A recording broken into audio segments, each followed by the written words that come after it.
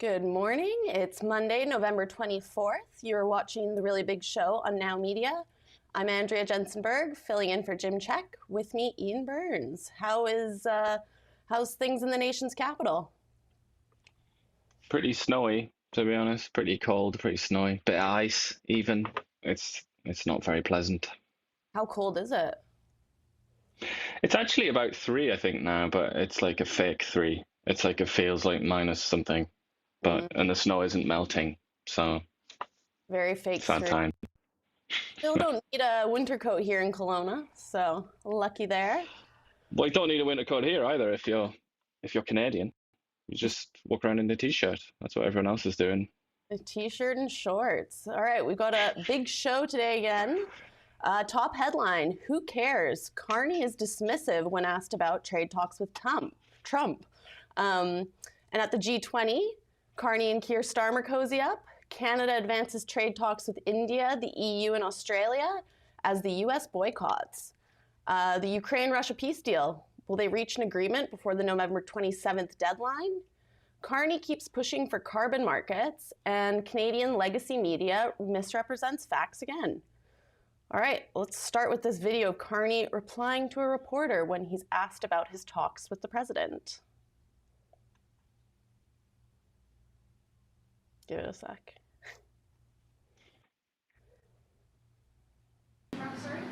Who cares? I mean, it's a detail. It's a detail. I spoke to him. I'll speak to him again when it matters. I mean, the sort of, comme j'ai dit, nous sommes très occupés. Nous sommes très occupés. Nous sommes très occupés. Doing what? These Okay. silly little junkets. That's not très occupé, is it? Well, he keeps himself busy. Busy and productive don't necessarily equate. So, and yeah, we've got some comments Yeah. from Blanchette from the Block on this. It's true. We're not going to replace the 75% to 80% of our exports that goes to the United States in a few months. So I'm not sure why Carney's pretending that it's not something to care about. It's and it's beyond that, isn't it, as well? It's not just about it's not something that the US-Canada relationship can't be understood just with numbers, I don't think. It's there's so much in it, the military side of things, the proximity side of things, and also the fact that there's no other country on the planet that knows that sort of experiences life in the same way as the Americans. It's Americans and Canadians. They're just kind of they are brothers in so many ways. It's I mean, obviously Blanchet might not say that because he's a Quebec nationalist and has his own sort of chauvinistic view of the world and of North America. But yeah, I mean, it's madness. And you might ask why, and a lot of people are saying why. I haven't seen any commentary anywhere from sort of like the main media as to why it is. But I mean, I think most people know already. I think it's quite obvious what he's doing, isn't he?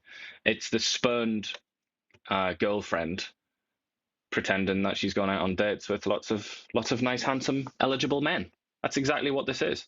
And then is asked, "Oh, have you had a conversation with Chad lately?" And it's like, "Oh, who cares about Chad? I'm out with Tom now. I don't care anymore." That's what it is. It's an attempt to make the American. It's a part of the negotiation. It's an attempt to make the Americans think, "Wow, okay, like maybe the Canadians really are um, going to go elsewhere. Maybe they really are going to sort of properly get into bed with the Europeans," which we've got another video that suggests that as well. Obviously, that's not really going to happen. And if the Americans can keep their heads and sort of keep calm, they'll recognize that because it's just impossible because of economics, because of geography, because of the military relationship. It's impossible for Canada to do anything but a very good deal with the Americans. But I think Carney wants them to think that he has other options and that he's kind of he's not bothered. He's like, it's okay. We can do a deal or we can't do a deal, kind of thing. Well, yeah, Carney is a bit like an erratic ex-girlfriend, switching narratives all over the place. As Pierre points out, after calling an urgent election on the existential crisis of U.S. tariffs, he now says he doesn't care less. So it's walking back and forth. He was called an unreliable boyfriend by an MP, quite famously, in Britain. when he was the governor of the Bank of England, because he was so dodgy, the way that he sort of commented on economic affairs and on potential interest rate rises and things like that. He was deemed to be quite unreliable. But yeah, I think girlfriend is more to the point than boyfriend, isn't it? But I suppose you could say either. But he did get elected on that premise, didn't he? And now he's doing something very different. But I would say, in his defence, here I am defending the Lord Mark Carney. He's in the middle of a negotiation, isn't he? It's like if you're trying to buy a car or something like that, you're trying to buy anything, you've got to kind of pretend that you're not that bothered about it, haven't you? You've got to be like, well, appointment with Nissan later on today, I don't really need this car. Like, you try and do that. And I think that's what he's doing. I don't think it's any more complicated than that. And obviously Pierre Poilievre, Blanchette, and all the rest of them are going to jump in and start sticking the knife in, because that's kind of what they do, that's kind of their job. Indeed. Lots of tweets going on about this. The beloved food professor also chiming in. I think he was right about that when he posted that nobody had actually reported it, as at least not as a main kind of headline and a main story, but it is now being reported. Probably the answer to that is it's not a conspiracy. I wouldn't suggest. I think all the sort of senior editors at all the newspapers and news outlets would have been off at the weekend, because senior staff tend to get weekends in the world of journalism. They tend to get them off. That's probably what it is. And then they've come in this morning and it's like, why didn't you do this? So I don't think that's a conspiracy. I don't think it's intentional. But I do understand why he would say that, because he, like us, has observed over the years how favourable the media is to the Liberal Party. Indeed. And then we've got another clip from that same question just a little bit later, where he goes further with his comments. I look forward to speaking to the president soon, but I don't have a burning issue to speak with the president about right now. When America wants to come back and have the discussions on the trade side, we will have those discussions. I'm going to answer a potential question here, and then I'll pass back, which is... That's good. For example... Yeah, I'm not sure anyone's buying Carney's no interest in the States line. And well, that was terrible. That was really poorly chosen words. And as lots of people are pointing out, and this tweet that we're looking at here points it out, he obviously does have some quite burning issues that he needs to talk to them about, like, for example, the tariffs on various sectors of the Canadian economy that are causing immense pain, particularly in Southern Ontario is one area, which is a kind of a very important part of the country for the Liberal Party if they want to continue to stay in power and win elections. So that was a quite foolish comment, really. But he's full of these. Mark Carney is full of missteps and stupid things, and I think that phrases, utterances, and I think that's why he tries to speak in the most boring way possible, in the most convoluted, opaque possible way, because he knows that he's capable of these clangers. He's capable of these really, really stupid utterances. So instead, he just tries to say nothing and puts his fingers like this, to distract you. And yeah, as he's trying to seem like he's moving away from the States, he's been getting very chummy with the UK and the EU at the G20. Got a nice little bromance clip between him and Starmer here.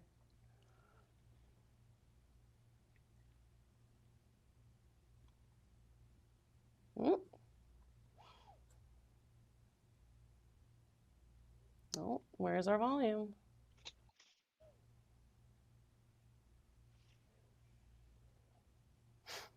That's the most that we can handle before vomiting. Us negotiate the various issues that we've got to discuss. So thank you for making time. Really appreciate it. I appreciate it. Not that we don't talk regularly anyway, but it's really good to have this opportunity. Yeah. No, it's great to have the moments face to face. We got a lot to catch up on, from the important, well, actually, I would say the essentials, such as on the trade side, we've tabled, since we last saw in our Parliament, the accession treaty for the UK, one of the successes under your premiership, coming into the CPTPP. No, thank you for doing that. You said you'd do it, and you have. So I really we're doing it, and it's important, and it's a big advantage for us to have the UK as part of that. We missed the best bit, unfortunately, which was Keir Starmer. Well, also the handshake. There's a really cringe sort of handshake. They're like two really close friends who have to pretend at like school or something like that they have a professional relationship. If you know what I mean. It's like, oh hey Bob, like, but really they're like bezies behind the scenes. And Keir Starmer was just fawning. He was like, he said something. The line that I wanted to highlight, I can't remember it exactly, but I'll have to paraphrase it now. He said something like, "We think the same and we govern the same," or something along those lines. And I can't remember precisely what it was, but it's just it's absolutely terrible because Keir Starmer is literally the most unpopular prime minister in British history. I mean, you know, since we've had accurate polling, at least. So you'd say modern history. He is, you know, the estimate is that he could be finished by the end of this year, that he could stop being prime minister in December after the budget comes out, because the budget is expected to be an absolute catastrophe over there in Britain. And it's possible there'll be a coup within the Labour Party this year, so next month. And if not that, then there are some local elections next spring, and they'll get absolutely annihilated and lose every seat basically on the councils around the country. And then he'll be ousted then. I mean, the mayor of Manchester, Andy Burnham, who's an old sort of big dog in British politics, he's just out now. He's like completely candid about it. He's like saying, yeah, probably will. Yeah, I'll probably come back to Parliament and get rid of Starmer. Another MP said he's going to give up his seat, step down, so this guy can come in and oust Starmer.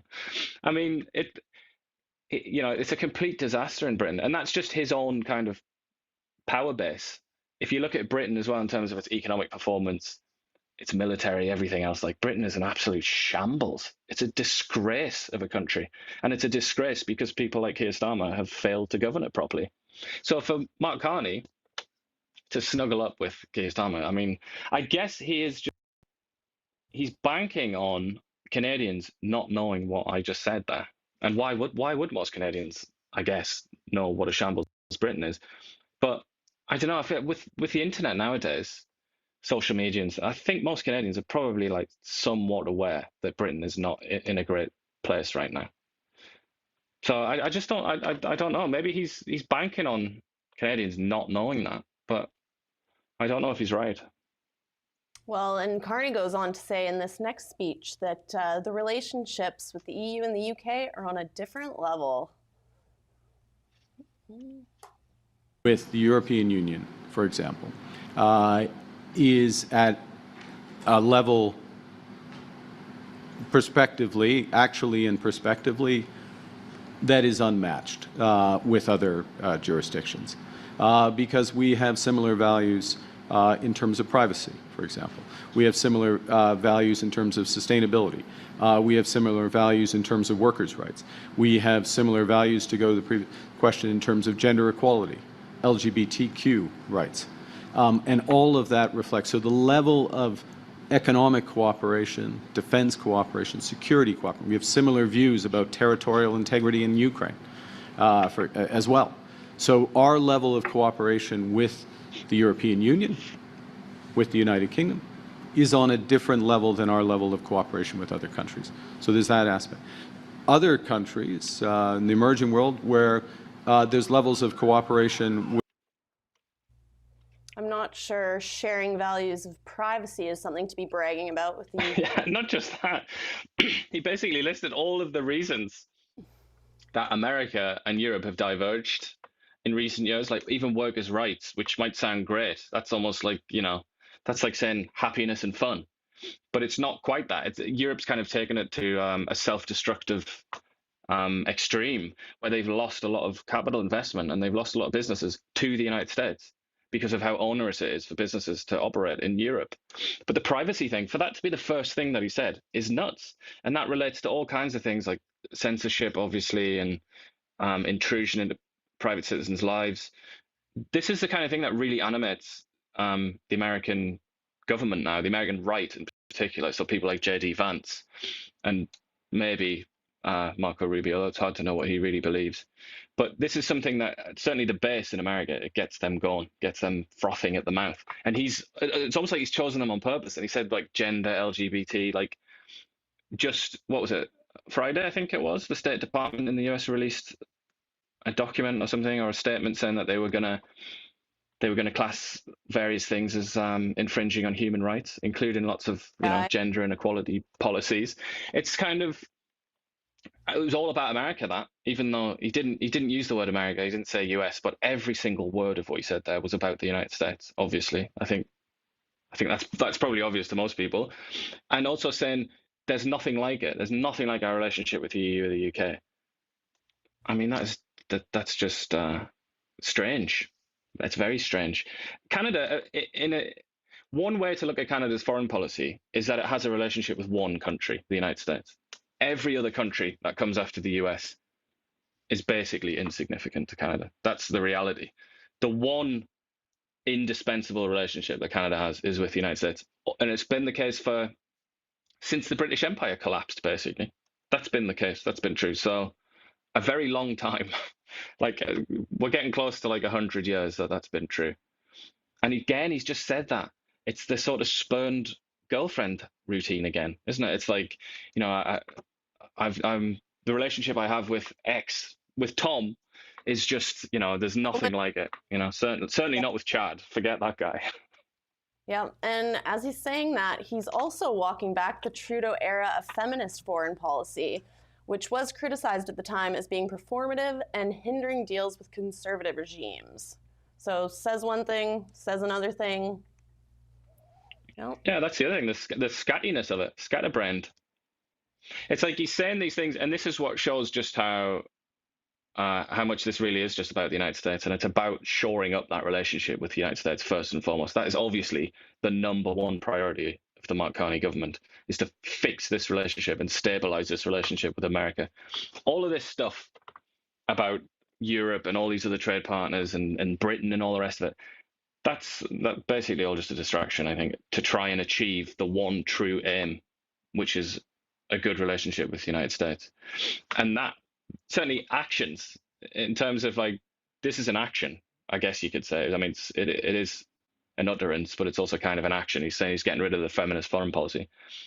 That is going to be something that the Americans will look upon with favor in this current American government. So, well, I've not been disabused of that theory, that everything he's doing is an attempt to get this relationship with America fixed. Yeah, it's like the people who post stories on Instagram waiting for, did they watch it? And also walking back the feminist lens of economics. Pretty important if you're doing deals with the Emirates and deepening ties with India, which she's doing at the G20. I don't think you should base economics on gender equality. Well, say it quietly, whisper it, because it might upset our ruling class, our dear intellectual geniuses who think they know better. But feminism is a Western idea. It's a European, or like the European peoples invented that idea of feminism, and they're the only people that really subscribe to it. Not even in the most Western, non-Western countries like Japan and South Korea, they don't subscribe to it either. Just read about those countries and their approach to gender relations. It's only really the West. So when you go to a country like India, which was under the boot of Western powers for hundreds of years, was subject to imperialism, and you say, I mean, India's just one example, but whatever, and you say, okay, I'll do a trade deal with you as long as you accept this Western idea, then we'll do this deal. Obviously, the Indians are going to say, like, no, like we were under the control of Europeans and European ideas for centuries. We don't want that anymore. We're a free country now. We're going to do things our own way, the Indian way. And that applies in China, that applies obviously in Africa, and certainly the Middle East, even parts of Europe as well, like on the fringes of Europe. They don't want to be spoken to like this anymore. So, and feminism is kind of the least of it. I mean, it's so many other things, and it's it's the kind of Western ideology, Western philosophy, which is unique to the West. But in the West, our glorious, intelligent leaders think that it's universal, that it applies to every human on Earth. But it really doesn't. And it actually upsets a lot of countries when you go there and say, swallow this, because they just, they have their own way of doing it. Indeed. And of course, it wouldn't be a G20 without discussing climate change. Let's hear from Mark Carney again.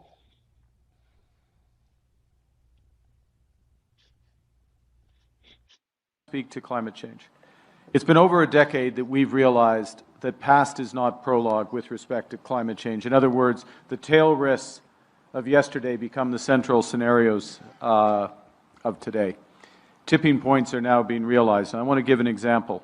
2 years ago, the forest fires in Canada alone made Canada the 4th largest emitter of carbon in the world.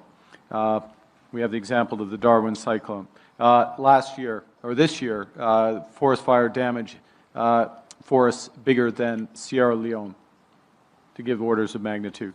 So we need action on all levels: mitigation, adaptation, and resilience. International collaboration is crucial. I want to thank our hosts, South Africa, Mexico, and others who send firefighters to Canada to help fight the fires. Coordination through early warning systems.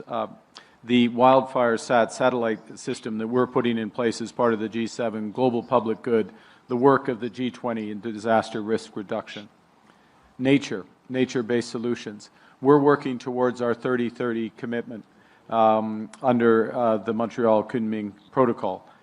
I want to support the Tropical Forest Financing Facility of Brazil's COP, as well as the broader effort, and congratulate them on that. In terms of our own mitigation, I'll just frame it as follows. We view addressing climate change as a moral duty, but also a commercial imperative, as Prime Minister Albanese just intimated. So our strategy on reducing emissions is a climate competitiveness strategy because it will make our businesses stronger. I referenced in my earlier comments blended finance. I'll just reinforce the importance of those efforts, including through the World Bank and beyond. But I want to highlight a few other issues before my time is up. First, the importance of high-integrity, standardized carbon markets that have the potential to shift capital flows to those most affected by climate change, including being integrated with JETPs, such as the JETP here, changing the incentives and the financial calculations to decarbonize. I'd suggest that we can catalyze enormous private sector demand for these credits by committing AI data center development to be carbon neutral. We need a price on carbon. I salute my neighbor, the European Union, in pricing carbon and putting in place. So the way to prevent forest fires is to make carbon carbon credits and sell those. Just all over the place, isn't he? And very confusing. Somebody was saying that. Somebody in the YouTube comments said keyword salad, and I was laughing because I was thinking that exact thought, and then seconds later he said catalyze, and it couldn't be. But when he starts speaking like that, when he starts speaking like a sort of overeducated mediocrity at a department at a university, that's when he's trying to hide something, and he's not being a good boy when he does that. That's his naughty mode. That's when he becomes Hulk, when he starts just jabbering away in this incomprehensible babble, Latin words to try and bamboozle people. But there's a lot there that we can recognize, talking about how great carbon prices are, talking about morality when it comes to climate change. That's quite interesting, and trying to sort of push some of that moral responsibility onto Canada, when in reality it's close to zero. Basically, you might as well zero culpability for climate change. It's not a Canadian responsibility. It's not a Canadian problem. Canada didn't start this. Canada can't end it. But he's trying to kind of conflate those ideas, the idea that Canada is responsible for it, Canada can fix it.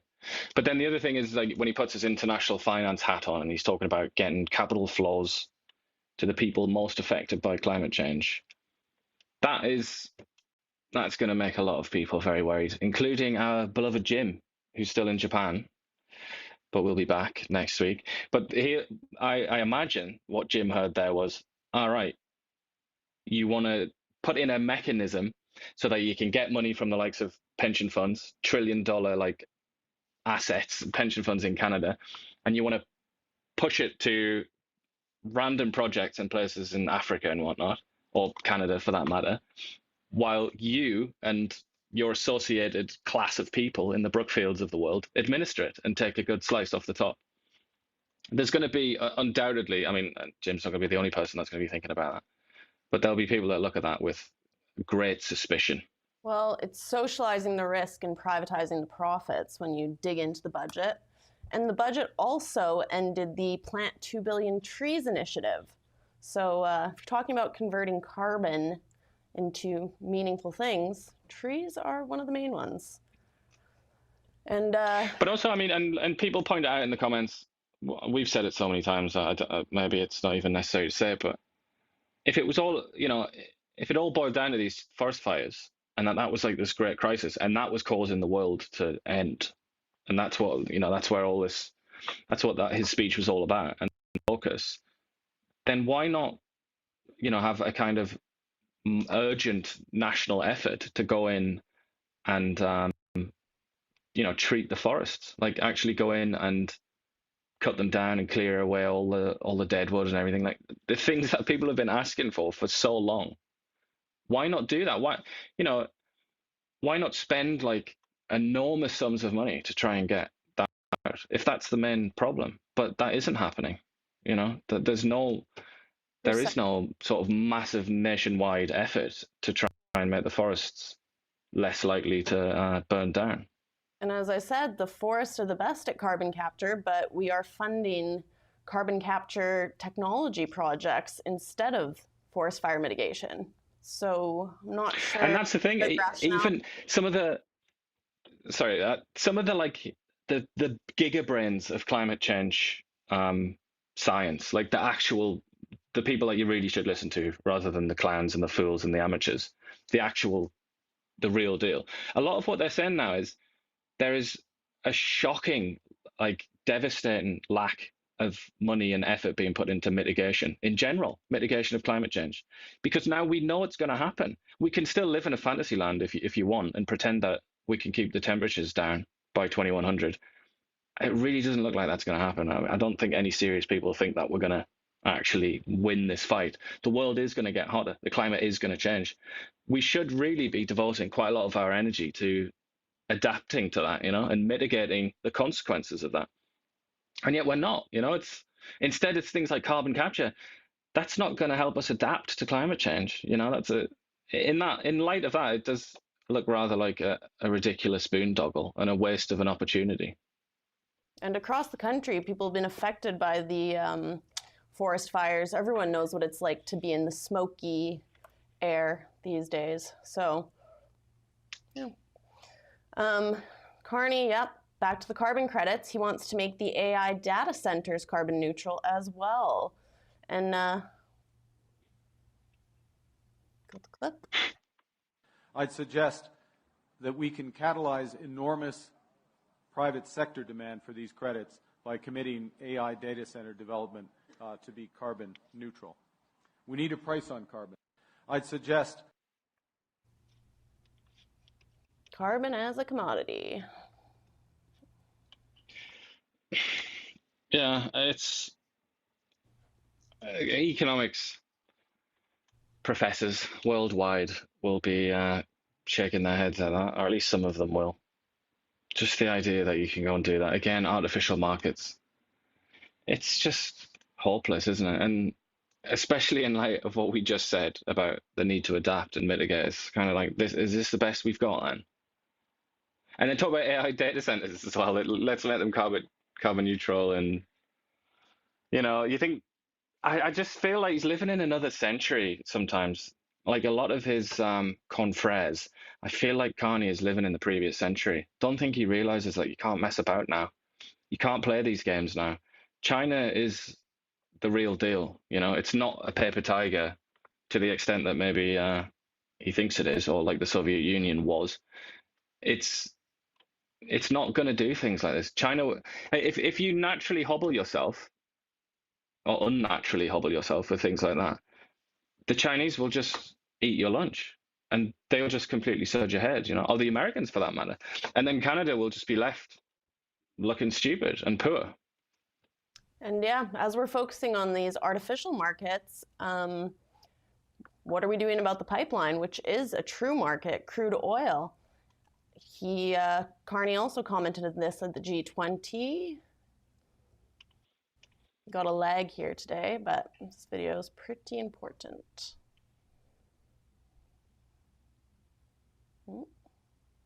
Question, David. David Aiken, Global News. Good morning. Morning. Back to some domestic issues. Great. Oil pipeline to BC has been in the news all week at home. Right. Can I get you to confirm that it is Canada's intention to create the conditions to construct an oil pipeline from northern Alberta to northern BC? And can you update us on the status of the discussions around an MOU with Alberta? But I really want to hear you about, are you trying to create the conditions to create that pipeline to northern BC? We're big picture, what we're looking to do and what we are doing is a series of major investments, nation-building projects that make our country stronger, more independent from the United States, and that these projects are done in a way that benefit and have the full support of Indigenous peoples and are consistent with our climate goals. So the discussion around oil pipelines, for example, and this is the language of Premier Smith of a grand bargain, is absolutely related to other aspects of policy in Alberta, if it were an oil pipeline from Alberta, as well as investment in carbon capture and storage so that these are effectively decarbonized, would be decarbonized barrels. Those discussions are ongoing. They have been constructive. There is a prospect of an agreement. It's not yet finalized. In my experience in these things is when things aren't final, it's better not to overly speculate on where they're going from there. En français, est-ce que vous voulez appliquer de la réforme dans la Congrès? Ah, ce n'était pas c'est une So if we're looking to question différente parce que j'ai dit we're looking to diversify All right, from the United States, doesn't sound like a pipeline is a priority to Carney. Well, as usual, he's playing games with that. He's not being straight. I remember early on in his campaign, he promised us that he would be straight and that he wouldn't be like your average politician. He was just going to speak the truth. He's like, even if that gets me in trouble, guys, haha. And now we get this. Just play it straight, will you? Just speak honestly. Just be honest about it. And also saying very, very ambiguous things like, and this has full support of Indigenous people. What does that mean? Define full. What are you talking about there? Does that mean every single nation has to say yes? Elected, unelected? Like, what are we on about here? This is, again, I have to emphasize, we're talking about Canada's #1 export here. We're talking about the butter that butters Canada's bread. It's so important. And he treats it with contempt. It's dreadful. And I think that's because he's negotiating with Danielle Smith, same way he's negotiating with Trump. And he's trying to play these silly games. But I have to, our dear, precious friend, Lightning Rod, is back on campus. And I have to respond to something that he said. Because we were talking about carbon neutrality, or whatever it was, having a carbon neutral data centers. And then he was saying, and then our dear friend said, let me find it. Something, oh yeah. How is that? Because I said we'll be hobbling ourselves. He said, how would you be hobbling yourselves? By adopting a better energy system. And I don't know if you know what this means, Mr. Rod, to be carbon neutral, because it could mean that it would be powered with natural gas or something like that. But then we would have carbon capture, like alongside it. And then that is what would make it, net. It would make it neutral, carbon neutral, because that would supposedly store more carbon or as much carbon as that lets out. How is that efficient? How is that like a better energy system? It's just the old system, plus this new thing where you dig a hole in the ground and put carbon dioxide in, I don't understand quite what you're saying there. Well, yeah, and this new thing, is there even a market for it globally? We see the US making deals for their LNG. No one's asking them for carbon credits. Nobody in the world gives a toss about this except the Europeans and Canada, basically. And people who unfortunately for the invest Europeans and in Canada, they're this completely carbon stagnant. capture technologies. And yeah, while Canada's been at the G20, the US has been busy trying to broker peace between Russia and Ukraine. Marco Rubio, Secretary of State, has this to say about it. The report today is that I think today was worthwhile. It was very, very, it is probably the most productive day we have had on this issue. Maybe in the entirety of our engagement, but certainly in a very long time. But work remains, and because this continues to be a working process, you know, I don't want to declare victory or finality here. There's still some work to be done, but we are much further ahead today at this time than we were when we began this morning and where we were a week ago for certain. Lightning Rod just called me a wanker. I might prepare sometimes. But yeah, this I don't really know what to make of all this. This is a lot of this is kind of going on behind the scenes as well, isn't it? Similar to what Carney says about Trump, or vice versa. That is just kind of like the tip of the iceberg, isn't it? And while the real stuff is going on behind the scenes, and we don't really know anything about it, but it's hard to say because it's all like gamesmanship, isn't it? It's all part of their tactics to try and achieve their ends, but it does look somewhat hopeful, doesn't it? Though then again, Ukraine is really freaking out right now. Lots of people in Ukraine are really freaking out at the prospect of losing certain oblasts like Zaporizhia and Kherson. Losing those two oblasts, like they're not Russian. They're really not Russian. They're like, and even the Donbass, even Luhansk, they have a lot of Russian speakers there and a lot of Russians, but that's because that's where the industry was during the Soviet Union in Ukraine, and the Soviet Empire, based in Moscow, sent Russians there to go and work there. That's why they have quite high Russian populations. So, I mean, just almost everything about this is just so unjust and cruel. I mean, it really is like realpolitik gone mad. This is like Henry Kissinger would absolutely love this, or it's like Game of Thrones for people that don't know Henry Kissinger. But it's it's quite sad indeed for the Ukrainians. Yeah, but at this point, I don't know if they're going to get a better deal. The EU and Canada have also joined Ukraine in expressing concerns over the peace plan, as you said, chiefly the territorial concessions and the reduction of the Ukraine's military. But there are serious consequences to making yourself irrelevant, aren't there? And the Europeans and Canadians and British and some others are learning now that you can't just run a country and your foreign policy on vibes, as we've been hearing a lot about lately. You actually do need power. You need hard power. And Europe doesn't really have very much hard power. Canada's got even less. And the British have got a bit, but they're just absolute clowns, so they don't know how to use it. Even if they figured out that they had some hard power, they wouldn't use it. So in that vacuum, the Americans step in, and they have a lot of hard power, and they know how to use it, and they're not scared to use it. So, and the Americans have decided that this is the way it's going to go. So the Europeans have to shut up until they matter again, until they are of consequence again, if that ever happens. Yep, and Hungary has said they'll start blocking any European aid for Ukraine if the EU doesn't immediately and unconditionally support the peace plan.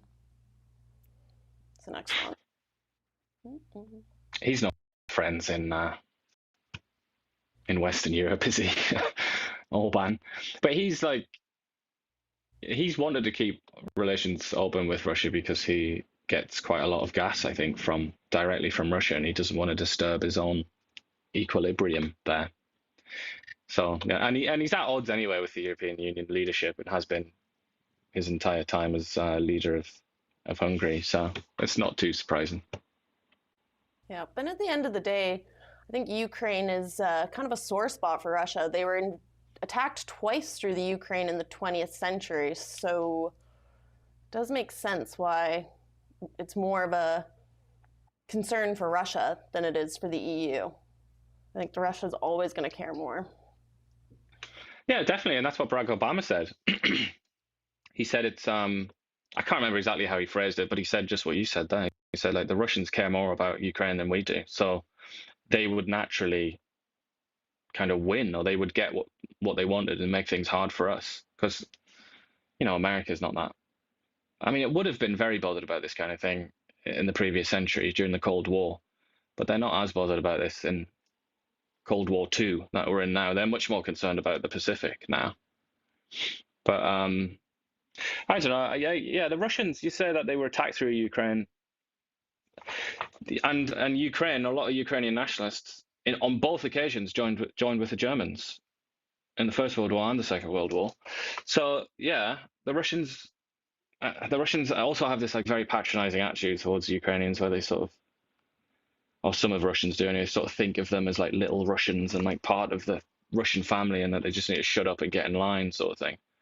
But the Russians, as for like the geography, the Russians, if you just look at Russia, once again, I implore you, buy a map and look at a map as I'm doing now. If you just look at Russia, it's so vulnerable in so many areas. It doesn't have like defensible borders. So they're always going to be afraid of something from some direction. That's just the nature of Russian history. And yeah, it's a real psychological fact about the Russian people. And unfortunately, Ukraine has been on the wrong end of it, and the Baltic countries are too, and maybe more so in the future. Yep. Back to Canadian stories. A Toronto realtor faces her own foreclosure, and she blames the decline in the housing market. Got a clip here too. I have to basically beg people to come and just even look at the house. I've been struggling. Mary Musavi admits she's barely making ends meet. As a real estate agent in the Greater Toronto Area, her net income has dropped significantly as housing sales have dried up. 200 to 300K versus for past year, I think I didn't make more than 50K. Losing her home to the banks is a real possibility for Musavi if she can't sell her home soon. I mean, it's a bad reflection on the Canadian economy, but I must say, if you're a realtor, it's a sales job, you kind of got to budget for the downtimes. So I don't necessarily feel too much sympathy on that one. But also, like, they were riding the wave with sort of fixed commissions, percentage commissions, weren't they? And when the prices just got ridiculous, that's when she was making good money, wasn't it? Because people were paying through the nose for overpriced property. Tiny condos. And now it's as it approaches something closer to reality, she's going to make less, and maybe she's going to have to work harder. Yeah. Still not a great reflection on Canada's economy, though. We're also failing in our legacy media. The Toronto Star just got fact-checked by the U.S. Embassy. This was over an interview on the CBC with Pete Hoekstra. You follow this? Oh, it's not a video. Okay. No, it's just a correction. I've got a video later on from this interview. I haven't seen this. No, this is as the meme goes by Donald Trump. You're telling me this for the first time. Well, basically, Toronto Star was alleging that he said that the decision to buy F-35 fighters, that was going to be dependent on how the U.S.-Canada trade talks went. However, he didn't say anything of the sort. He kind of talked a little bit about that, but didn't say anything like, this is the line. And they had to print a correction notice. Wow. I wonder if this guy, Wealth Moose, whose tweet we're looking at, is also going to print a disclaimer, because he's quite obviously used ChatGPT there, hasn't he? Look at that second paragraph. Yep. Fan fiction. But yeah, we've got a clip from the CBC interview. And this is to do with that J.D. Vance tweet we spoke about on Friday. And I think it just demonstrates you think needs to happen, like concretely, for your optimism to be realized? Well, first of all, specifically to Vice President Vance's posting, and I didn't see it, but I'll take your word for it. He probably has a point in that if we're going to have this very long, rather porous, on-purpose border, and certainly a friendly one where I'd like to see flow back and forth much easier than it is right now, even both directions, by the way, it'll only be as good as the country that has the not the strongest, but the weakest of immigration policies as it relates to who is let in. I'm not talking about diversity in the sense of where they come from or what color their skin is, but rather how strict are the rules regarding who gets into the country. Obviously, this is an area where the long, friendly border can become a detriment to the one nation that's putting up the yield sign, if you will. So he's probably got a point. I don't know that I certainly wouldn't have probably put it that way, but I think he's got a relevant policy point, and I suspect again that's part of the negotiation that's going on in the broader discussion. Right. No, it was more broadly about No,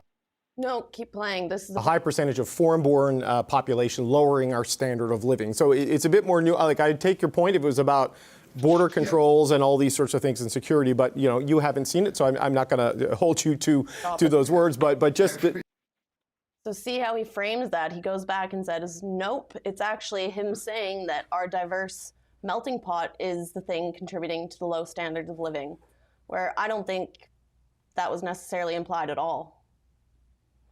You mean in J.D. Vance's tweet? Yeah, the way the CBC guy framed it. He's talking, I don't know, he did mention that, didn't he? But he was talking about something that we've spoken about as well. Even last week we were on about it, weren't we? How Canada's low productivity, that's at least in part attributable to the immigration policy. The same phenomenon has been observed in Britain, which also went absolutely gung-ho crazy for immigration, low-skilled immigration.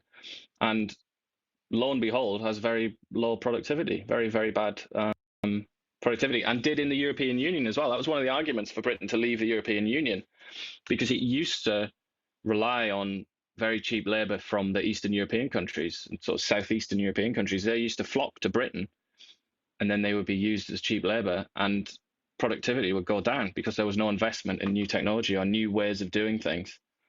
So I think he is linking that, because that's very much part of the discourse. But what I think he was doing there, I've somehow forgotten his name, even though I definitely know who he is, but the CBC guy. What he was saying there, I think, is he was trying to get the senator to actually talk about the real point, and he just wanted to talk about something else, and he just wanted to talk about, which was also a valid point, which is that when you have such a long border and you have a relatively liberal sort of border policy between two countries, if one of those countries has a really lax immigration policy, then that's bad news for the other country as well. And it's very relevant to that country. So J.D. Vance is sort of within his rights, I think, as Americans are within their rights, dare I say it, to sort of comment on Canada's immigration policy, because it does kind of affect them. Just like Canadians, I think, are within their rights talking about America's immigration policy, particularly under the Biden administration, when they had a de facto open border. That was of great concern to Canada too. But I mean, not that the Canadian government at the time said anything about it, because they were not of that political persuasion. But it does matter. When you're as close as US and Canada are, and when you have a border like the US and Canada have, like, the other guy's business in that regard is your business too. Mm-hmm. And let's get on to our BC news. Coming to you live from the Now Media Newsroom. David Eby getting beat up a bit on the CBC. This next clip. As though the big hurdle will be, of course, British Columbia. First Nations on the coast have issues with the idea of another pipeline. The Premier is very upset that he has not been included in these conversations, doesn't like the idea that a tanker ban may be lifted or exempt for some sort of future project. What do you make of the hurdle that is British Columbia? Those are real concerns they have. Well, in due course, if there is a specific project that applies for a permit from the National Energy Regulator, the British Columbia government would have every right to make its representations at the time, to express its concerns. But David Eby, frankly, I'm surprised he's a lawyer. He was the Attorney General who got absolutely humiliated when he tried to stop the Trans Mountain expansion. He had a judicial he passed a law to say BC could regulate an interprovincial pipeline. The BC Appeal Court unanimously said, no, you can't. No. This is a federal, exclusive federal jurisdiction, upheld unanimously by the Supreme Court of Canada. So I would say to Mr. Eby, do you believe in the Constitution and the rule of law or not? And are you on Team Canada or not? Because all of this this whinging that he's doing is has already it's out of bounds. It's unconstitutional. BC cannot stop interprovincial infrastructure like this. They can't stop it, but they can certainly raise their concerns around it, and that is what he's doing. And he hasn't been consulted. So. Well, listen, why doesn't he consult British Columbians? Every poll I've seen in the last year indicates a significant majority of British Columbians support this. And by the way, on First Nations, I don't buy the notion that there's a widespread opposition. When that was actually tested on the Trans Mountain expansion, the Supreme Court upheld a trial court finding that 111 of 119 Indigenous communities that had some putative interest were either supportive or neutral, and ultimately got built, as you saw, with very limited actual resistance. Same with Coastal GasLink. We heard a lot of noise about a couple of allegedly hereditary chiefs of the Wet'suwet'en. It got built with the support of every elected council there. And so what we have found is, as long as there's equity participation available to Indigenous communities, I have seen overwhelming support amongst Western Canadian First Nations for projects like this. Okay, what about the idea of just increasing the Trans Mountain pipeline? That is something that the Premier Eby does support, and there is additional capacity there. Sure, I would take a both-and approach, but I do hope that they can focus on that as a constructive point of agreement without allowing the dispute over a potential Northwest pipeline to disrupt it.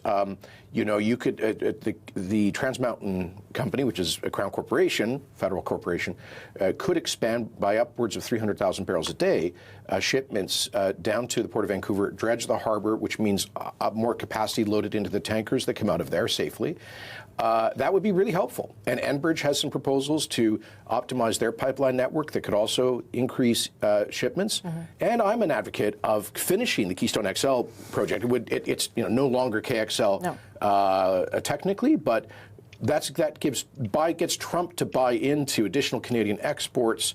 It would be a lot simpler and a lot cheaper to get that done, probably a lot more quickly as well. In order for this agreement to go forward, there are things. Kenny was giving Eby a big kick, a Kenny kick. And some would say he earned that kick. But I would say with David Eby, just to check out one of Jim's favorite quotes. Jim can be here with us in spirit, even though he's not really here. He likes to quote Teddy Roosevelt, who said, "Speak softly and carry a big stick." And that sort of represented power as within the American political system. And I think, look at David Eby. Is he speaking carrying a big stick? The answer is no. He's speaking loudly and carrying a piece of straw, because he's got nothing. He has no real power. That's the truth.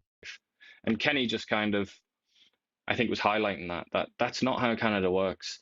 And the reason that he's whinging, as Kenny said, to such an extent, is because he knows that when push comes to shove, he's buggered. He doesn't have the power. And that's why he comes out. He's quite shameless, David Eby, to be honest. He's not above invoking racism, and all kinds of struggles, like these civilizational struggles, and trying to shame people, trying to make it seem like he's the morally true and right and upright fellow, while everyone else is some kind of like Satan worshipper. And he started to kind of flirt with that a little bit when it comes to talking about the First Nations concerned in this matter. And I think he's just going to keep doing that. And it's in essence, it's a futile PR campaign, isn't it? Because probably a good thing for the Canadian nation and the Canadian economy. Doesn't ultimately really matter what David Eby says. Yeah, but as he said, federal jurisdiction, but it remains to be seen if the feds are going to push through this as one of their major projects. David Eby did survive. He said that if Bill 31 didn't pass, that he would consider, what was it, re-election? An election, yeah. Yeah. So it's But passed. he was, I mean, almost certainly bluffing with that. But the polls look good, and for him, I mean, for the NDP, or lots of the polls do.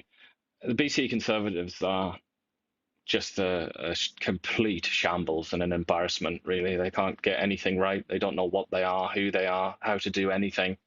Half of them or more want to get rid of Rustad, but he has loyalists. I mean, the whole thing is just a complete mess. So the NDP will be looking at that as like a real opportunity, because that's not going to be the case forever. Eventually, whether it's the BC Conservatives or somebody else, the right will stabilise, and his government will sort of be relegated to its natural state of unpopularity, because it's not a very popular government. It never really has been. I mean, it's not been great for the NDP, even though they've been in power since, 2017? Just about, because they had to do a coalition with the Greens, didn't they? But it's not popular. Like, their policies aren't popular. Their people aren't popular. John Horgan was a bit popular, I guess. Certainly more so than Eby, I would say. But they're not very popular. So I don't know. Maybe they would have an election, but I do think he was bluffing on that. And then they won anyway with the Speaker had to come in. So it was, in effect, really, it was like a tie. The Speaker had to come in and break the tie, which means that, it couldn't possibly have been tighter than it was.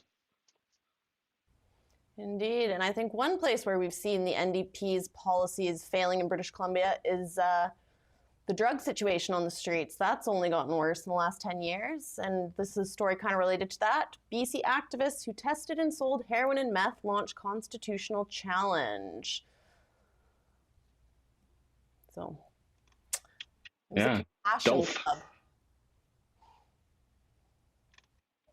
But that's crazy, that, isn't it? Like the packs with just meth. Do you want a box of meth? Well, we have been giving away free meth and heroin for a while now in BC, so we'll see how this challenge goes. Yeah. And then our last story of the day, BC mill closures, job losses. No good. Very familiar story, this, isn't it? And it just never seems to end.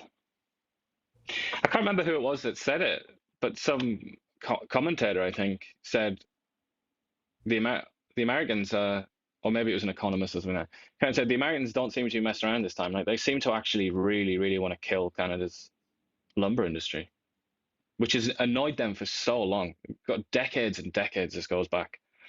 They've always had it out for Canada's lumber industry. So I don't know. Can it survive that from the Americans? I don't know.